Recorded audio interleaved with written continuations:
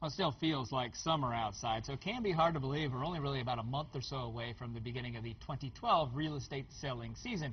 For some insight on what we can expect, we have Wink News real estate contributor and expert Denny Grimes from Denny Grimes & Company at Royal Shell Real Estate in with us this morning. What do we expect? Season for real estate is when, and what do you think is going to happen? Well, it's not as clearly defined on the calendar like the first day of fall, but season generally is the last quarter of the year and the first quarter of the following year.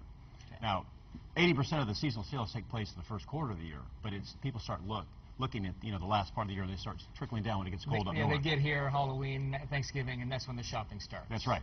So my predictions for the coming year are going to be more behavioral than sales-wise. First of all, I'm going to say that there are going to be fewer gawkers this year than they have been in the past. It's just human nature. People love to visit the site of the disaster, and there's no question our real estate market has been a well-published disaster. But I think that the novelty of that disaster is worn off. So more people will be here seriously looking. So I think the quality of people looking will be greater because people out there on a Sunday afternoon that are model shopping will be more interested in the real estate than the remnants of the real disaster. Okay. So the quality of traffic will be better. Number two, it's no longer 4 a.m. on Black Friday in our market. It's more like 4 p.m. And we understand what that is because we see the news reports of people that start camping out 2 weeks before Black Friday in order to be the first ones in to get their limited supply of the G.I. Joe and the Kung Fu grip.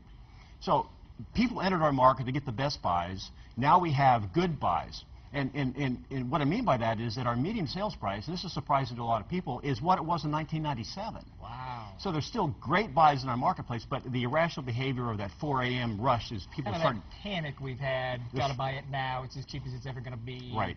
Not there. Yeah, the frenzy's gone. And my third prediction is that the sale of sunscreen will increase because the winter guests, our snowbird friends, will be on the beach more because there's less inventory to see.